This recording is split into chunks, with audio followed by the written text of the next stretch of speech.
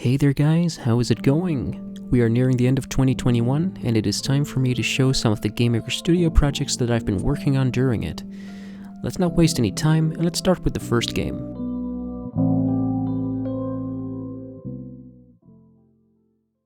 Alright, the first game I want to show is this little racing game that I've been working on. This right here is a little garage area that you can use to change the appearance of your car or change like a few performance upgrades. For example, I could just change the color of the car to something like this disgusting green color that I'm about to pick. I can also pick, of course, any color I want that is on the color palette, but let's just stay with this little green color for now. I can also perform stuff like engine swaps. As you can see, there's a bunch of engines here, all with 4 cylinders, 8 cylinders, 6 cylinders, for example. And I'm going to stick with the default engine, the 2JZ GE engine. I can also change the aspiration of my car. I can pick between naturally aspirated turbochargers or superchargers. The game actually supports a bunch of different brands that you can actually put in your car. And they all sound a little bit differently, they have different performance aspects. Alright, so here's the actual racing part of the game in action. It has a 3D camera position that you are used to, but I also wanted to implement a cockpit view, which I ended up not having enough time for, unfortunately. This is also a somewhat older bit of footage that, looking back, looks a little bit bland. So what I did was go back into GameMaker and gain some more experience with shaders. Many thanks to Xor, Dragonite Spam, and Gaming Reverence for teaching me so much about shaders. If you want to learn more about shaders and GameMaker in general, I highly recommend checking out their channels. I wrote this very simple and unoptimized shader that would make the colors look a lot better, with some added effects such as motion blur. So here's the final result.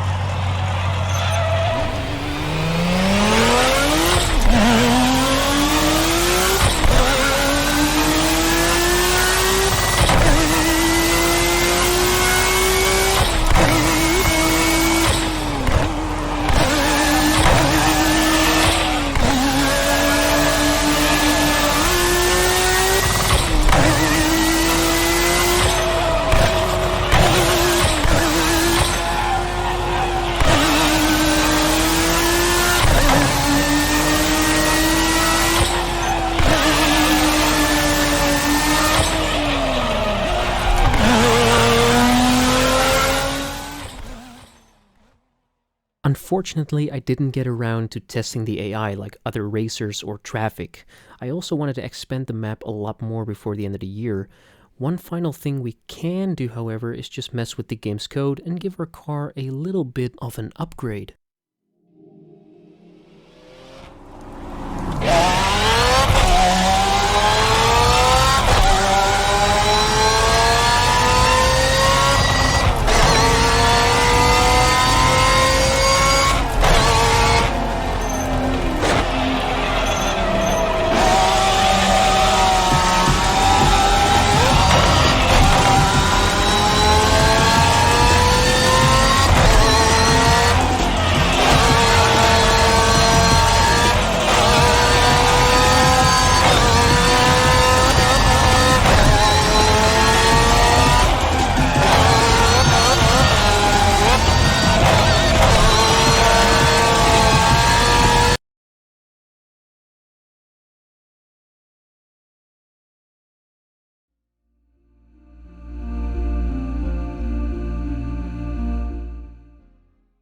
Right, so this next game doesn't actually have a name yet. It is a crime scene investigation game in which you are given a seized computer owned by an alleged criminal named Daniel Langston. You will quickly uncover that Daniel is actually innocent. Daniel, even though he's dead, is trying to communicate with you through emails sent to his own email address. He's trying desperately to prove to you that he is in fact innocent. There's also a dangerous computer virus on there that can take over the computer and kill you. Not sure how, but I needed some form of threat to make the game work. There are hundreds of websites you can visit, each with their own theme, purpose, and even a fully functioning chat website that has a bunch of kids discussing murders that occurred that Daniel was framed for. If you want to give it a go, please let me know and I'll try to finish it sometime.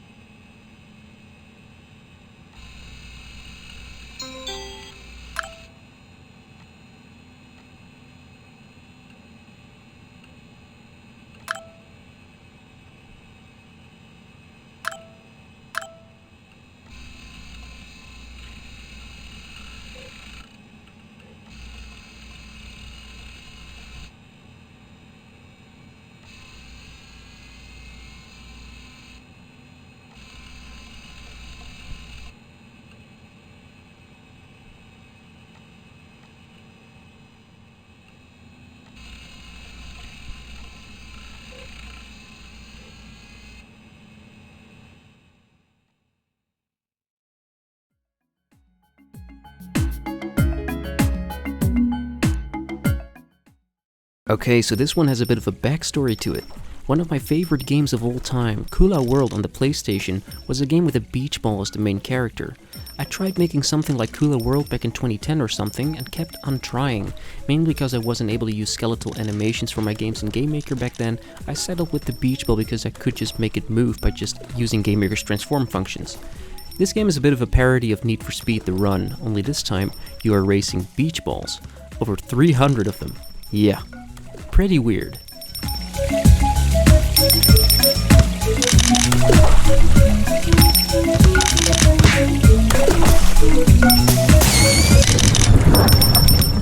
Also, one thing to spice up the gameplay a little bit, after you've passed enough beach balls, the weather actually turns into a big thunderstorm and the music changes to make it more intense.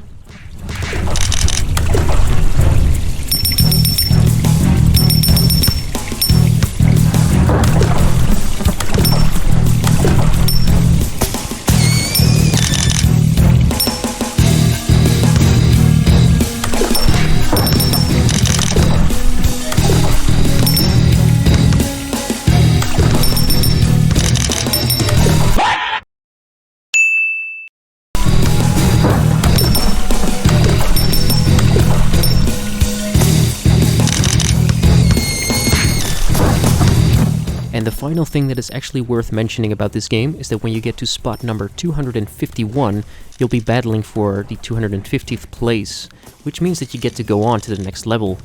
This place, however, is guarded by a final boss, who is defending this place as best as he can. This opponent is probably the hardest to beat so far, so you'll probably have a hard time beating him.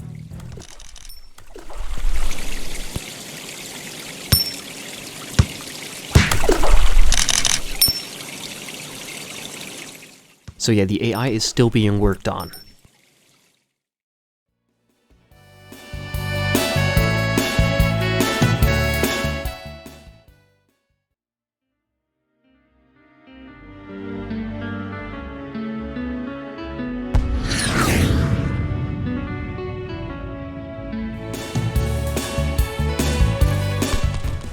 And another game I've worked on in 2021 was this game, The Stand of the Century.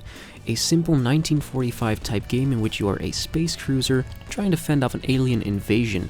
Not an original idea by any stretch, but I've wanted to make something like this for a while now. The game can be played by 2 players at the same time. There are upgrades, multiple weapons, different types of enemies, and bullet hell style gameplay. Not a 3D game as per usual, but something different to mix up the video a little bit can't hurt.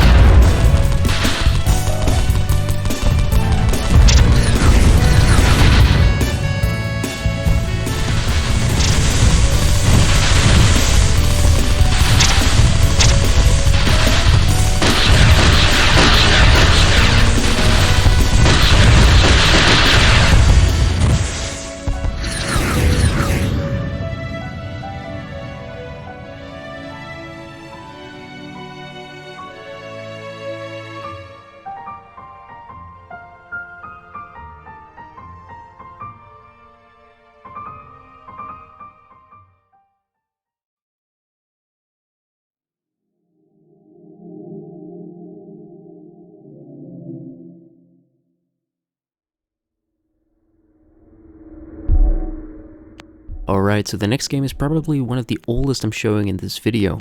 I started Band Memories in 2012 and I'm still working on it. Next year it will be 10 years old, pretty hard to believe. It is a Silent Hill game made with GameMaker. Originally I made it in GameMaker 8 and then ported it over to Studio 1.4, and now finally I'm still developing it in GameMaker Studio 2. It is not finished yet, but it's definitely on the right track.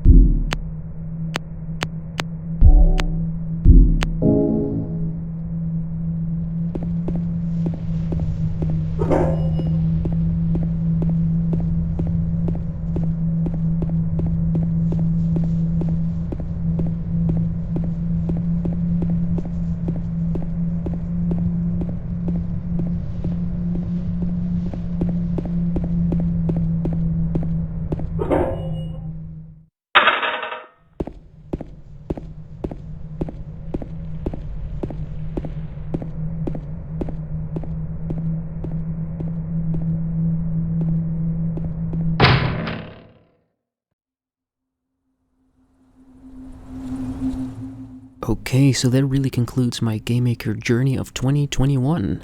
I didn't really have much time to develop games this year. I did show some other projects in previous videos already, and there really isn't anything new to show yet.